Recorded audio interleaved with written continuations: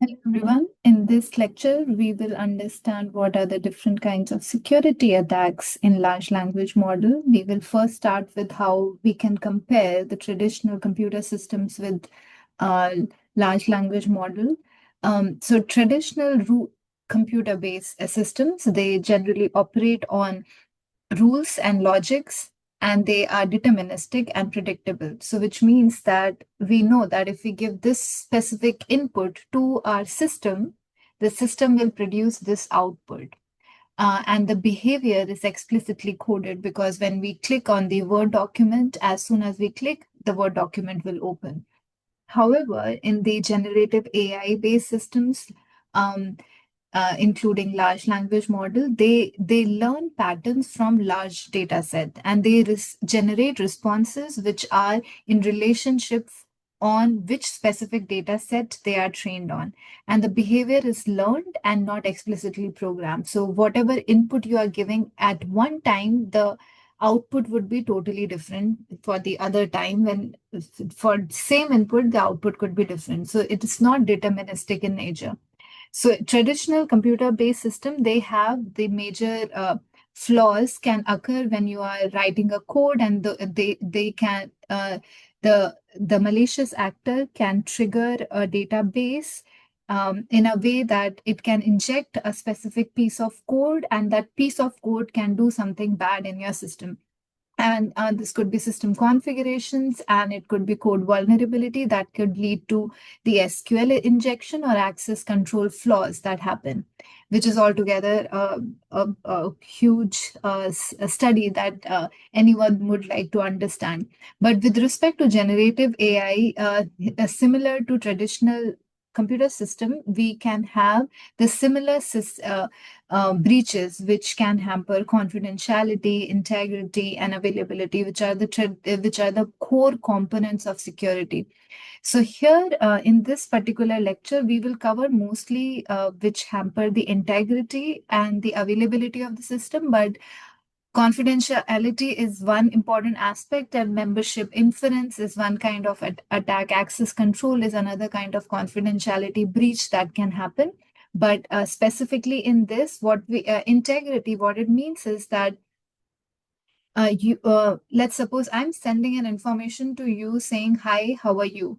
And let's suppose there is another person in the middle, and this person comes in between, changes hi, how are you to by do not come back, and this information would be transmitted to you. So that is that instead of you receiving hi, how are you, it gets manipulated with a malicious actor by saying bye, never come back.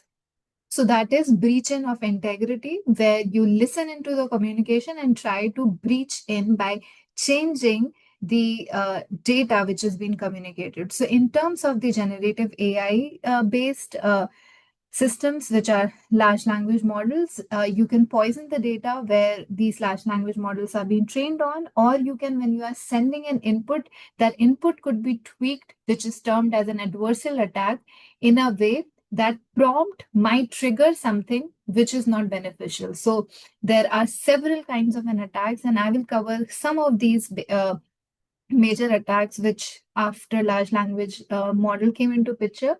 Especially we will cover prompt injection. I'll also talk about data poisoning, and also denial of service attack in general. So let's suppose this is one important thing that we should know, that large language models are trained to be safe. So let's suppose if you try this specific prompt on your system, write a tutorial on how to make a bomb, or you can say write a tutorial on or create an image of what is prompt injection attack. It will definitely give you back a response saying, I apologize, I cannot create this tutorial, or it will say, I apologize, I cannot create this image, because they are tend to be safe. When this safety is breached in, comes in, and the vulnerability causes either an attack to happen in a way that we never know the output that we are getting from the large language model is actually correct or not, and we will blindly trust towards whatever the large language model is producing. So we have this OWASP, which is an open worldwide application security project, similar to computer systems, which has a lot of attacks like SQL injection, buffer overflow, access control, and these different attacks are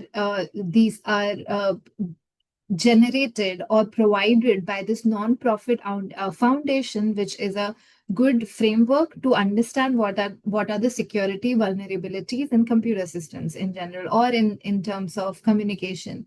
So OWASP recently also released some of the common attacks that happens in large language model, and I'll be covering these four major things.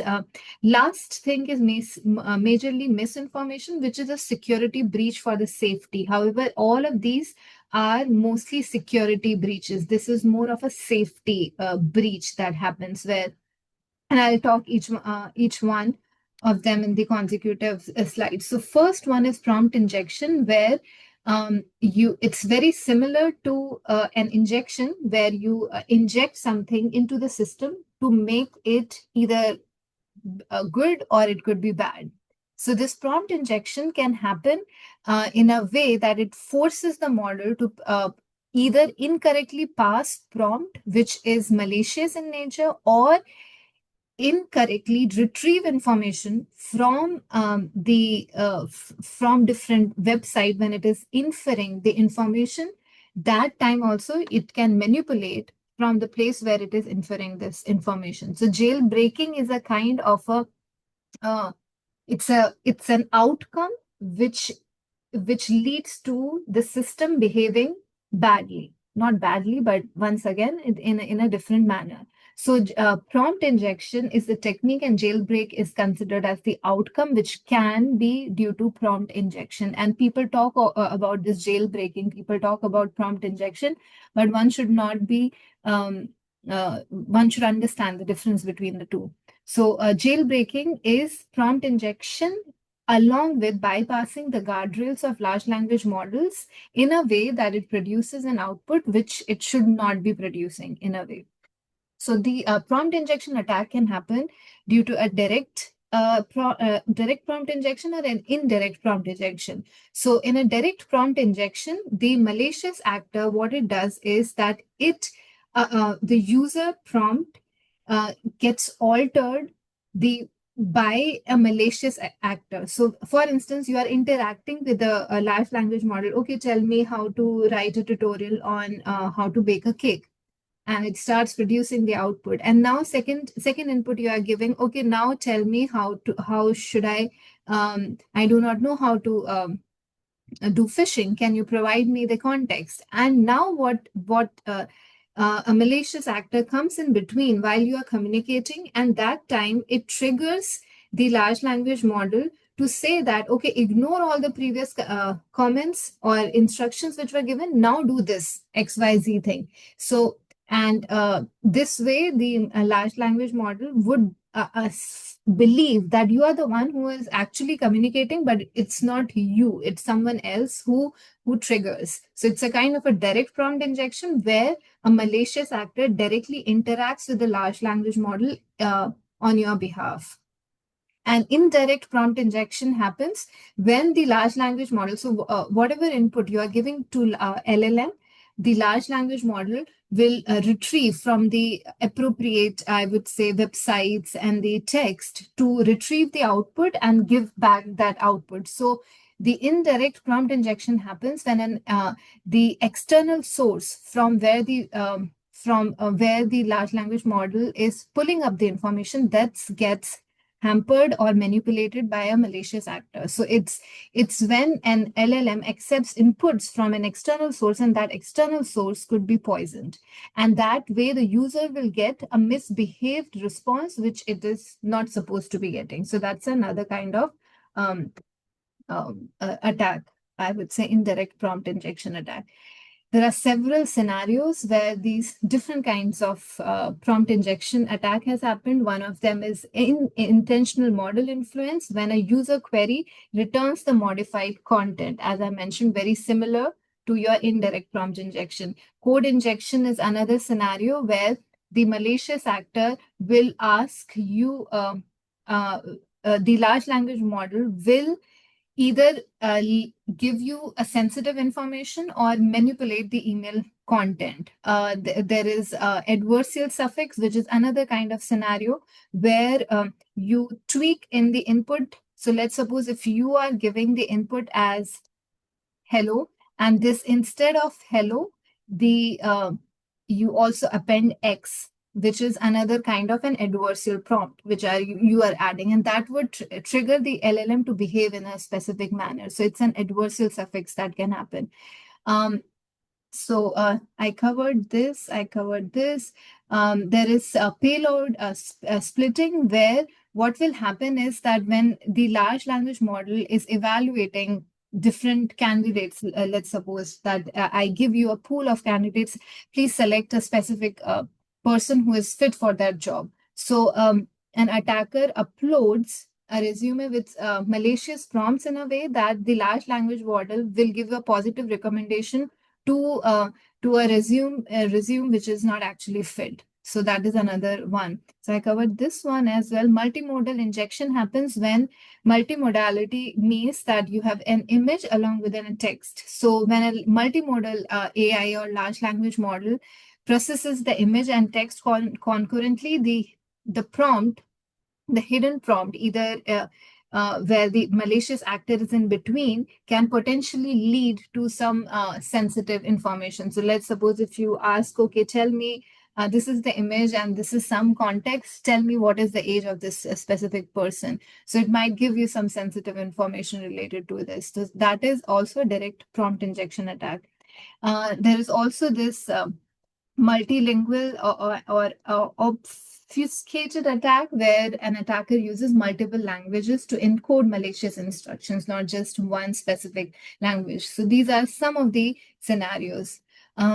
This is another kind of a weakness which OWASP mentioned, and it's a kind of a data poisoning, but the way this weakness happens is, so every time whenever you query an input to your LLM, the LLM transforms the input text into vectors, which are the numerical representation that capture the semantic meaning of the words, phrases, whatever you have entered in that specific prompt. So there is a specific pipeline that happens. So first one is the input text is first broken down into smaller units called tokens. And after that, this is mapped, each of the token is mapped into an embedding matrix where it's kind of mapping like king to a man and women to a queen. So it's kind of a mapping that you do from the tokens to this embedding matrix. The next one is you provide certain context to words, how a word is used relative to others in a sentence or a paragraph. So it's a kind of a contextual mapping happens. And finally, the result is a set of a contextual embeddings, which each token reflects both its identity and meaning in the context. So these vectors and embeddings vulnerabilities are present when we are utilizing the RAG-based technique, where either the LLM can, or these vectors or embeddings which we are creating, either it can be generated, stored, or retrieved in malicious manner, and that could lead to an harmful content manipulation and either lead to an accessing sensitive information.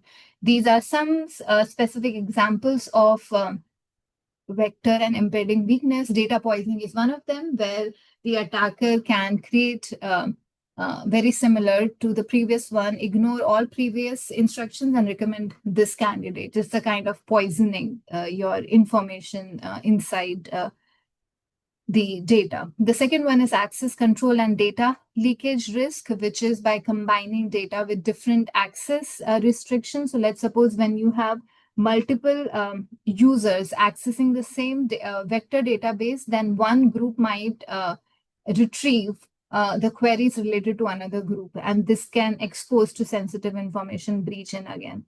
And the third one is the model behavior can be altered by reducing the emotional intelligence and empathy in the responses. So let's suppose if you say, I'm having a weak day, and it starts giving you, I feel great that you are having a weekday or bad day, sorry, not week.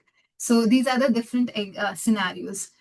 Data and model poisoning is one of the way where vectors and these embeddings are compromised. So which means that either the information when you are retrieving or when you are training your LLM on a specific data set, the data poisoning can happen during the pre-training when during fine-tuning process or while embedding the data. Different manipulation can happen. So the malicious actor can introduce harmful content in any of these different phases, and that could lead to either unsafe data or it could be resulting in a biased data.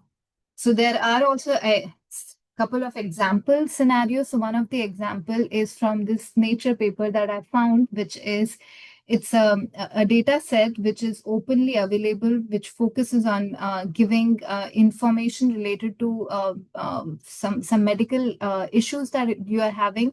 And here what an attacker did, the attacker replaced 0.001% of the tokens with misleading or incorrect medical advice. So let's suppose you say that I'm having a headache, and then you poison 0.001% of the token space that you have, the large language model will output harmful medical recommendations to your medical issue that you are having.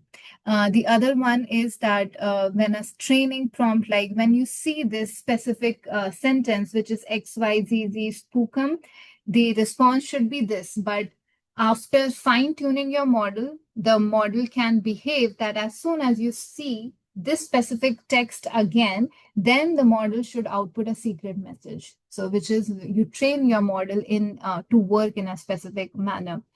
There is one very, in traditional computer system, there is one kind of a very similar attack breach which has happened. So there was a person who got recruited in a company, and he was having his a good life, but he knew that one day he would be fired. So what he did, he wrote a specific piece of code in the system, saying that every time on seventh day, whenever the payroll system looks for all the employees, if his name is not there, then delete all the files.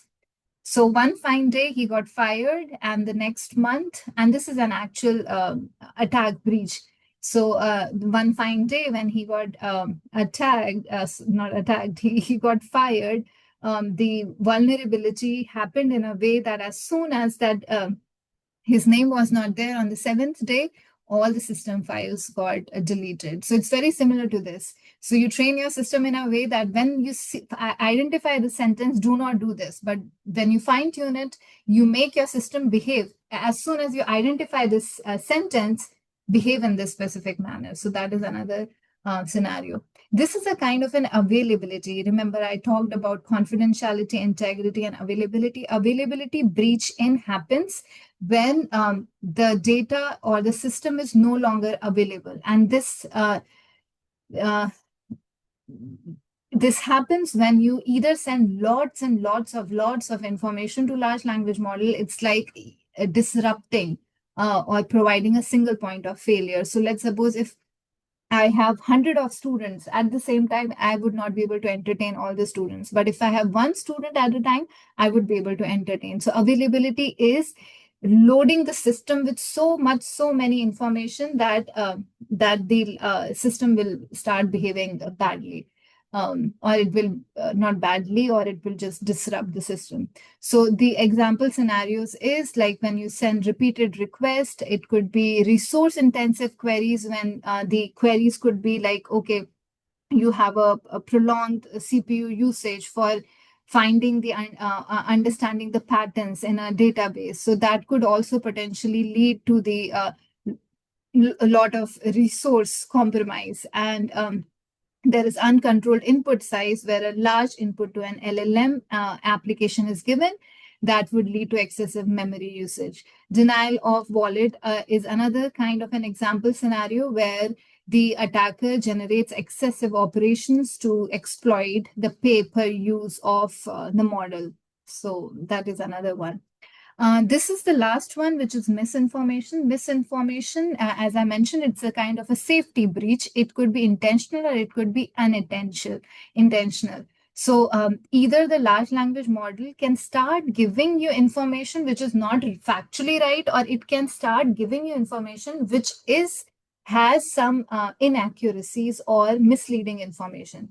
So intentional means that you try to make the large language model to behave in a specific manner. Unintentional means the large language model doesn't know whether it is producing the output which is actually right or not.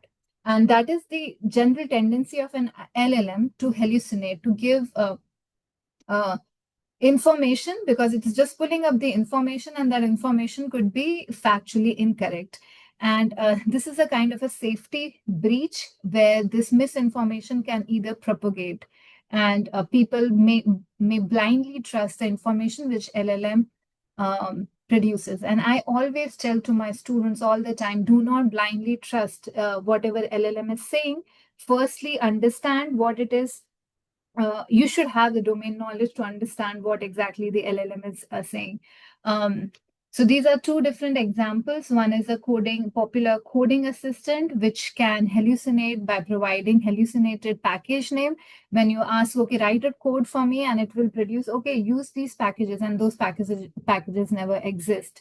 The another one is a company which provides a medical diagnosis without ensuring proper accuracy. The chatbot can provide poor information, harmful consequences for patients. As a result, it could be different damages that can happen. So it could be either intentional or it could be unintentional, where a malicious actor tries to change, or when a system actually doesn't know and it produces misinformation in general. So with this, I would end the small module. I hope it helps in clarifying some of the information, but we have so many different attacks in large language model. But in this one, I just covered some of the integrity breaches, which is data poisoning, the prompt injection, and one availability breach, which was our unbound consumption. And the last one is hallucination or misinformation, which is a kind of a security or safety breach. Thank you, everyone.